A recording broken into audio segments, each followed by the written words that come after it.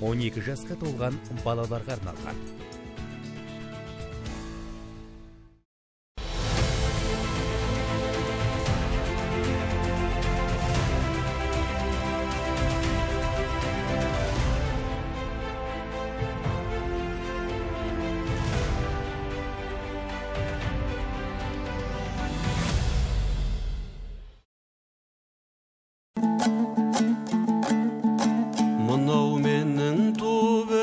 Жерімбей, мынау менің сан жүгірген белімбе, мынау менің алтарысты туысқан аспаралы асқаралау елімбе, мынау менің алтарысты туысқан аспаралы асқаралау елімбе. Шынымен ақ кеткенім бе шарықтап, жас балаша тұрмын бәлдеу қалықтап, көз алдымнан мұнарлайдай ыстық жас қарайыншы тағы да бір анықтап, көз алдымнан мұнарлайдай ыстық жас қарайыншы тағы да бір анықтап.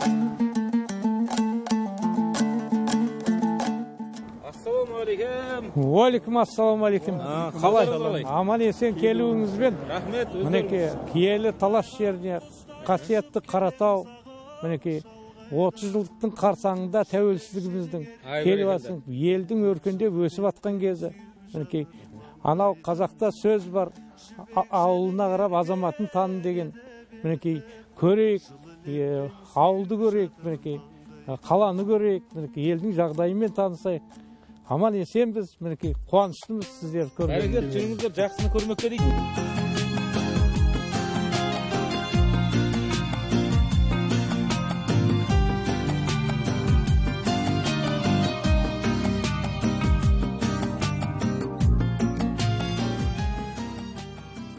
Бұл Қаратау қаласы кеңес кезінде 47 мың, 50 мыңдай халық тұрған негізгі өндіріс орындары, бұл фосфорит кен орындарын игеру, содан өнім алу болатын.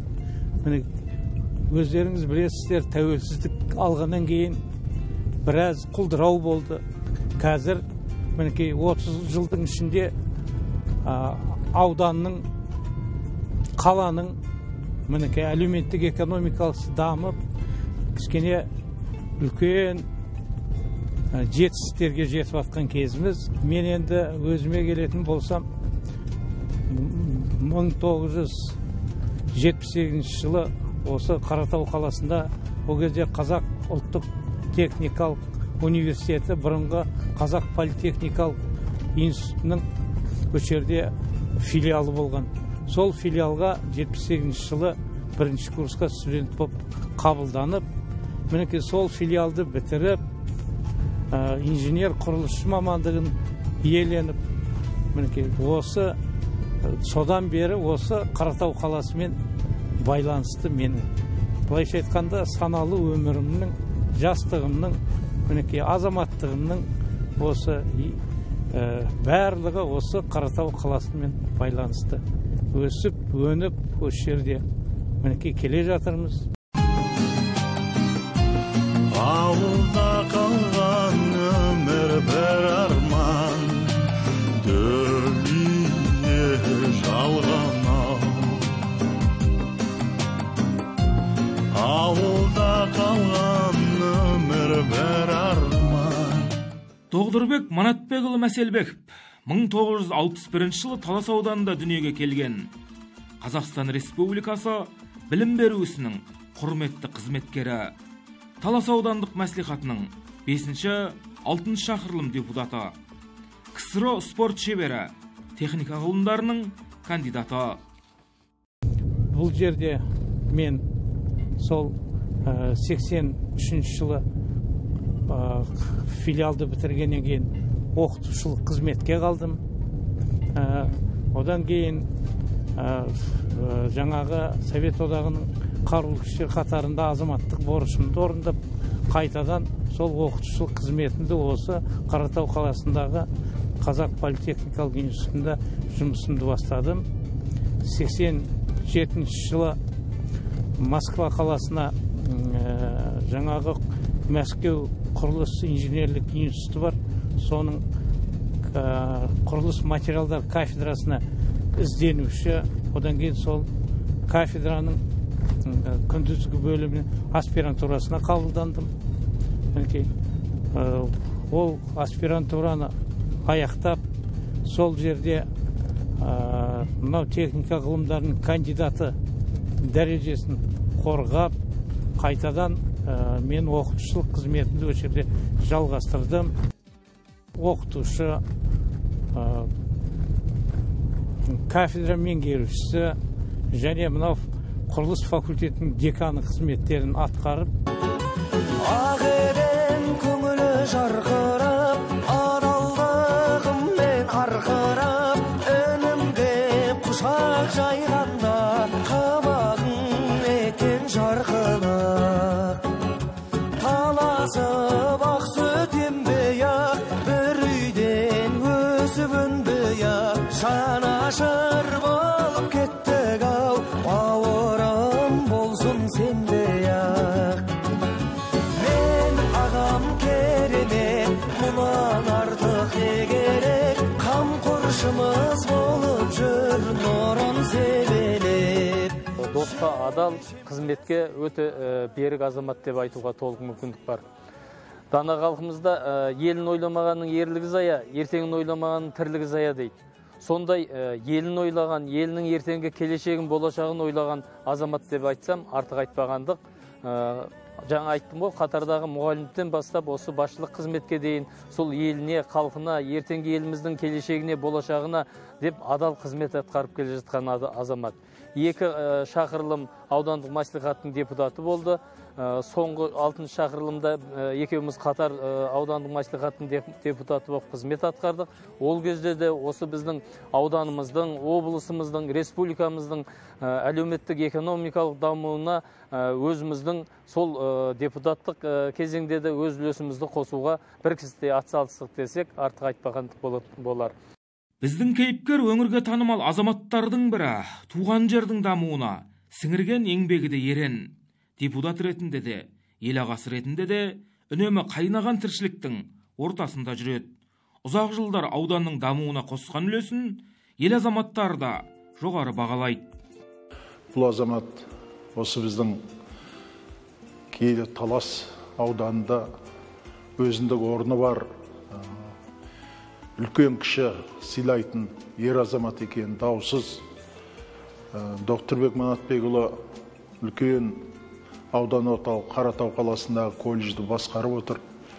Өзінің сол біліктілігінің арқасында ғылым жолымен жүріп, техника ғылымының кандидаты, ақпараттандыру саласы академиясының корреспондент мүшесі, Талас ауданының бүгінде құрметті азаматы, 5-ші және 6-шы шақырылым аудандық мәслихаттың депутаты болып сайланып, осы аудандық мәслихаттың мәдениет, спорт және әлеуметтік салалар мәселесі жөніндегі комиссияның белсенді мүшесі жұмыстарын атқарды.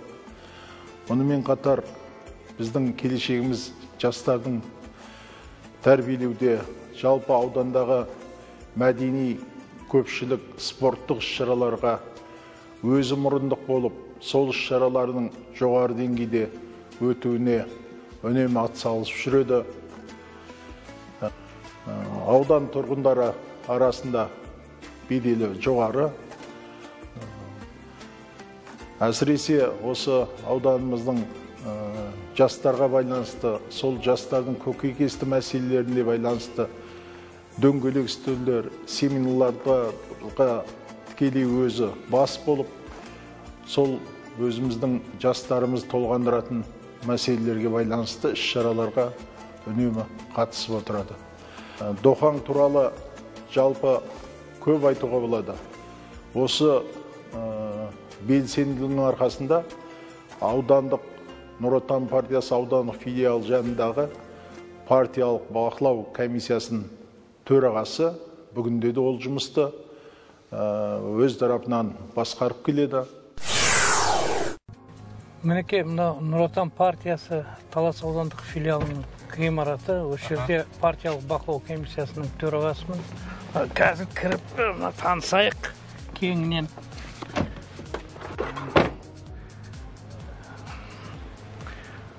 Мінекей 2003 жылдан бастап партия мүшесімін. Мінекей соңғы 10 жылда жоқ. Мінекей осы жерде Нұр Отан партиясында қоғамдық негізде партиялық бақылау комиссиясының төрағасы ретінде жұмыс жүргізіп жатыр. Қоғамдық негізде бұның бәрі жұмыстан кейін.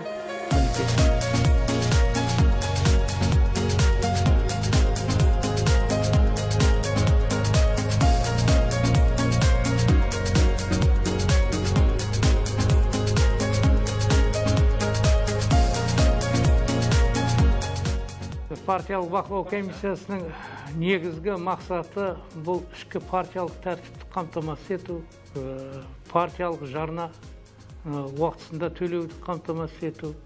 Мінекей осы мақсатта партиялық бақылау комиссиясы өзінің жоспарға сәйкес жұмыстарын жүргізуде.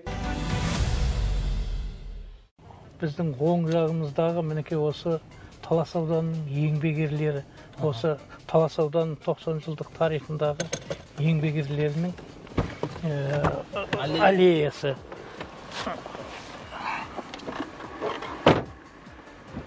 Еңбек ерлер 59, 2 Совет одағының батыры. Бұл өте бір жақсы келешек ұрпаққа, жақсы бір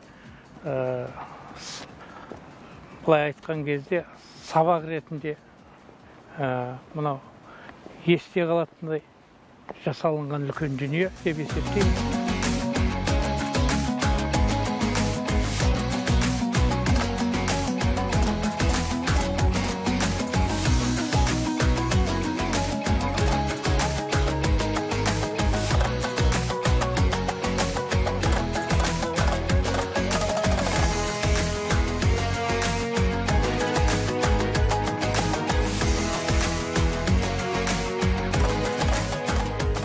Өте бір жақсы келешек ұрпаққа мінекей өте жақсы аллея.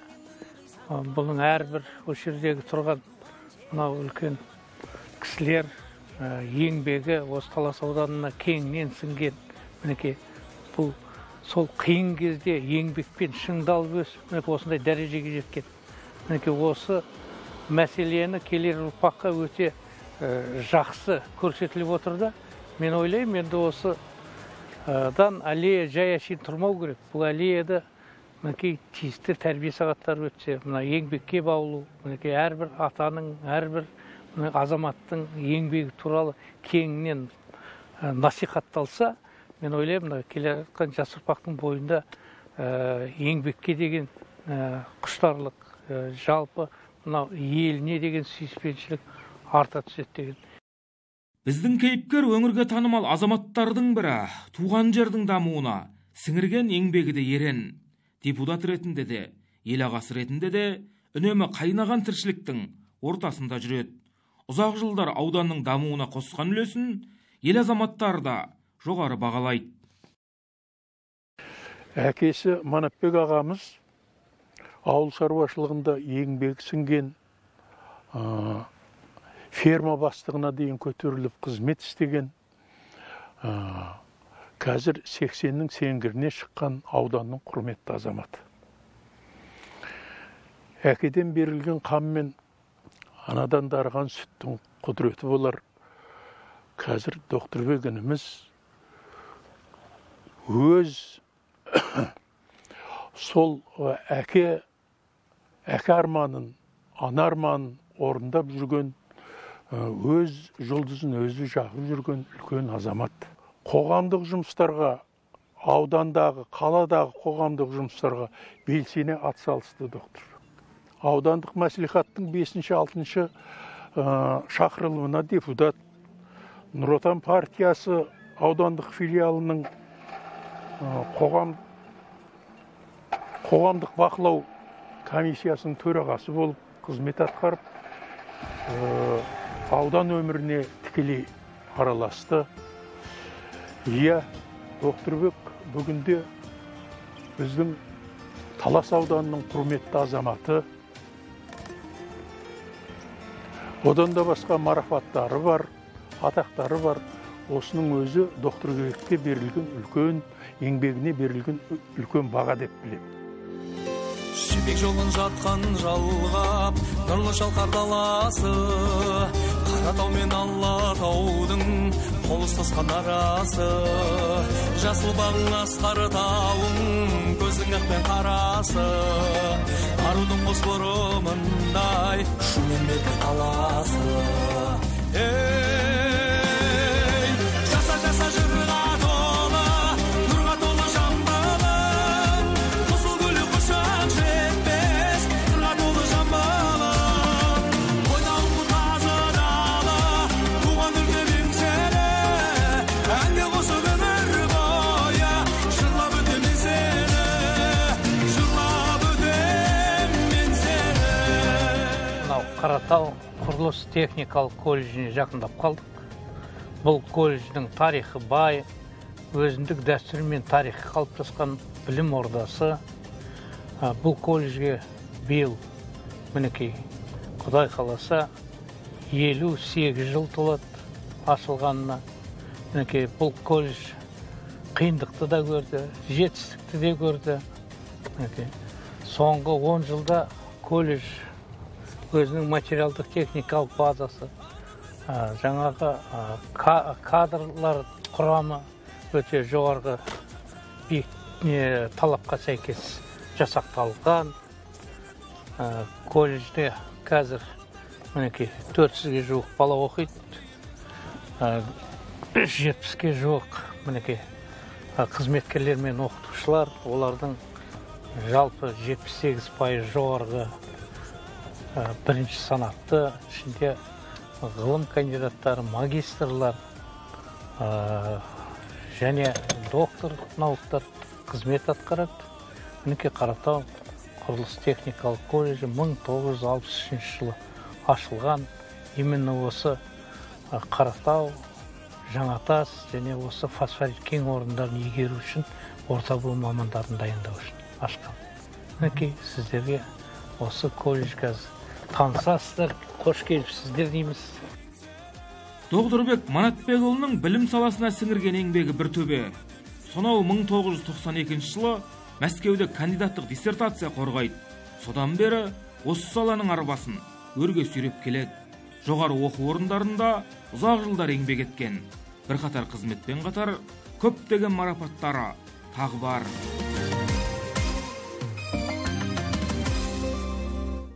Адамның өзінің ойы, оның ішкі сезіміне тығыз байланысты дейтін болсақ, менің бұл азамат жайлы байқағаным, бұл өзінің де жіберген қателіктерін әр уақытта толықтырып, соны қорытып отырады, сабақ алып отырады, және қайталамауға тырысып отырады. Бұны педагогикада өзін өзі тәрбиелеу деп айтады. Ұлы ғұлама Абайдың болмасаң да ұқсап бақ, бір ғалымды көрсеңіз, ондай болмақ қайда деп айтпа ғылым сүйсеңіз дегені осындай азаматтарға бағытталған ба деп өзім ойлаймын, өзім жеке пікірім. Өмір жолы достармен табыстырған, өмір жолы жүйрікпен жарыстырған, өмір жолы сүйдірген, сүйіп кеткен, өмір жолы өмірмен таныстырған, өмір жолы.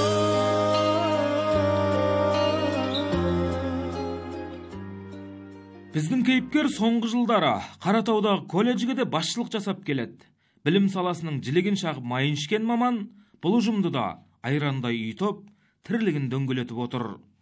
Жоғары дәрежелі ұйымдастырушы ұжымды жаңа заманауи педагогикалық технологияларды игере отырып, алға сүйрей білетін, алысты болжай білетін басшы менеджер ретінде өзім көріп танимын. Соның дәлелі соңғы 5-10 жылдың ішінде колледждің материалдық техникалық базасының оның ішінде зертханалық, шеберханалық қондырғылардың 40%-ға жуығы заманауи қондырғылармен ауыстырылды.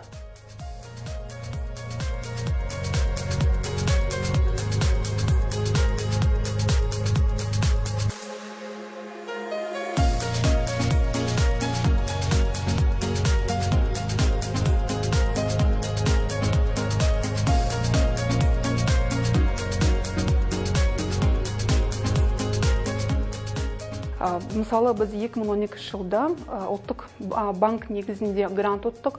Сол грант есебінен біз бірнеше материал-техник базасы дамыттық. Сол кезде керек қазіргі заманда құралдар жабдықтармен жабдықтар алдық. Бүгін таңда біздің колледжіміздегі да бір үлкен жобасына қатысып жатыр.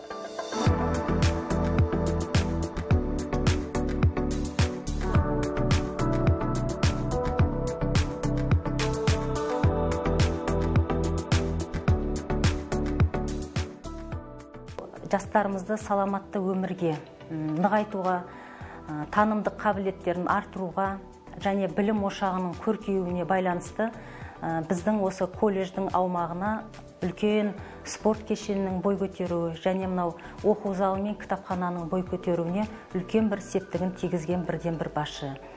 Одан бөлек қазақта бір жақсы сөз бар, қайырымдылық жасасаң, қайырын өзің көресің демекші. Біздің мына белсенді жастарымызбен бірігіп, біздің осы Доқтырбек Манатбекұлы үнемі жартылай отбасыдан шыққан студенттерге, аз қамтылған отбасыдан шыққан студенттерге, тұл жетімдерге, жартылай жетімдерге, көп балалы отбасыдан шыққан студенттерге, одан бөлек мына біздің жатақханамызға шалғайдан келіп орналасқан студенттерге үнемі қайырымдылық жасап, әлеуметтік тұрмыстық қажеттілікке байланысты заттармен де одан бөлек мына қаржылайда сыйақысын, қайырымдылығын аяған емес.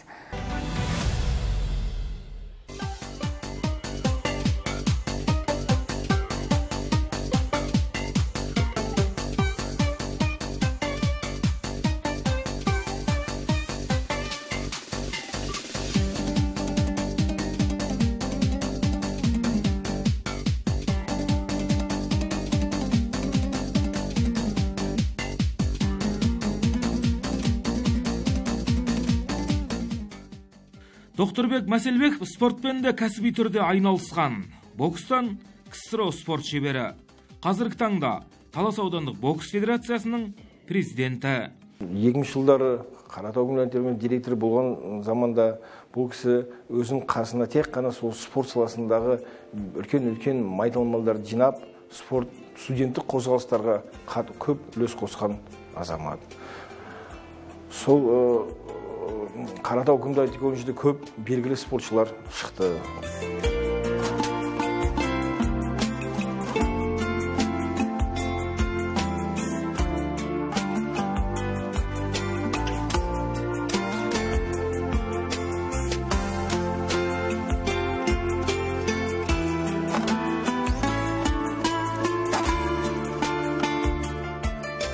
Соңғы жылдар біздің осы паркті, стадионды, сонымен қатар спорт кешені соғылды. Осының барлығы осы соңғы 5-6 жылдың ішінде өте спортқа деген, оның үстіне бұқаралық спортқа деген көңіл аса көп бөлініп, мінекей, оны білесіздер, жолдаудан да қазір жаңағы халықтың 30% спортпен айналысу керек деген. Осы мақсатта сол нәтижеге жету үшін осындай спорт нысандары көптеп салынды. Ал енді біздің кезімізде осы Қаратау қаласында ол кезде 47 мың, 50 мың халық болатын. Сол кезде спорт кешені, бірақ спорт кешені болатын, фосфорит спорт клубы болды. А қазір мына Қаратаудың өзінде қанша кешен салынды, елді мекендерде қанша спорт кешені салынып жатыр, жаңартылып жатыр. Осының бәрі. Бұның бәрі сол біздің тәуелсіздігіміздің арқасында.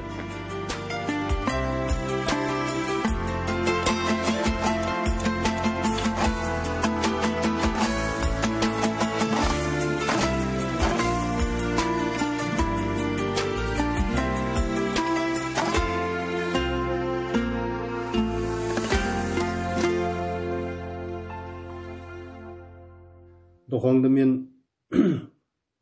жүзден жүйрік мыңнан тұлпарлардың қатарына қосамын.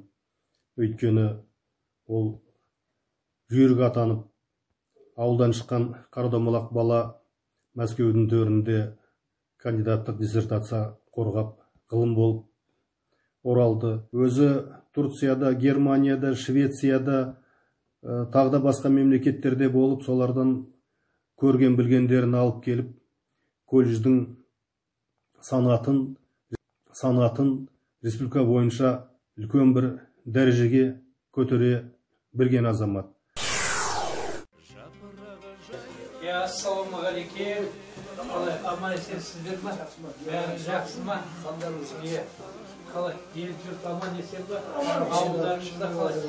Әкім отчет беріп жатыр деп қалай? Өткіз ме?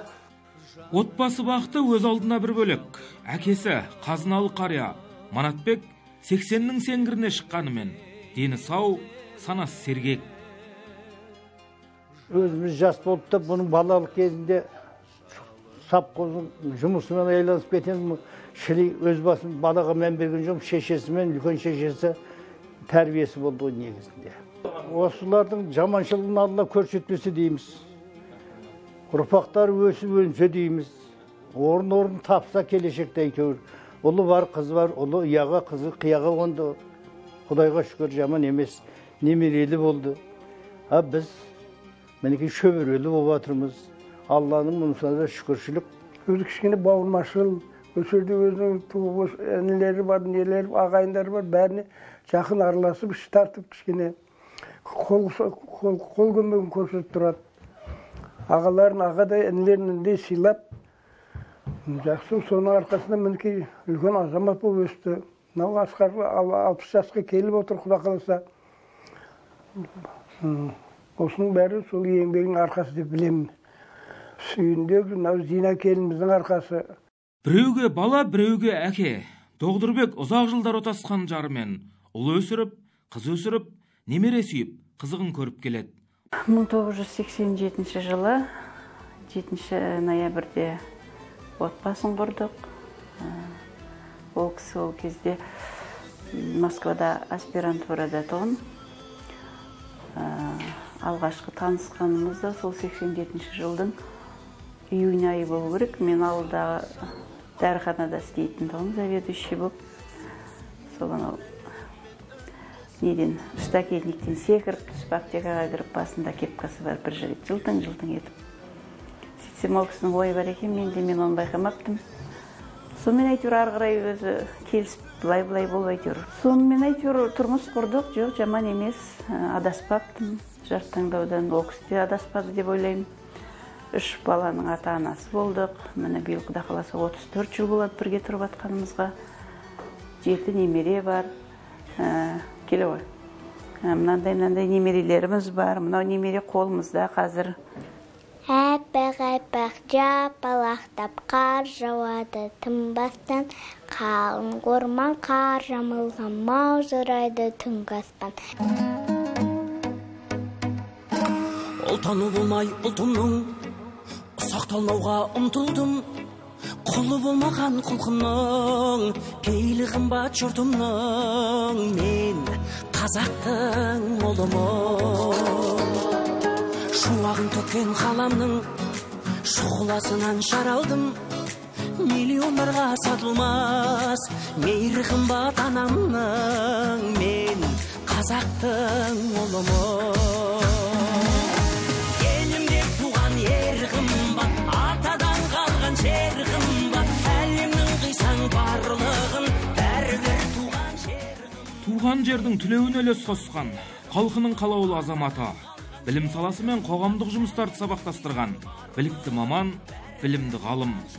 Бұрынғы спортшы, бүгінгі спорттың қолдаушысы, қарапайымдылық пен адамгершілікті аттамайтын азаматтың арманы, елдің берекесі мен бірліктегі тірлігі. Жұлдызын жисан қаламның, жұпары қымбат таламның, найза бөгізін кетермен, намысы үшін бабамның. Мен қазақтың ұлымын. Құндылығымның нәрмен, ауылым қымбат жанымен, байлығым қоса басқалар, бауырым қымбат бәрмен. Мен қазақтың ұлымын.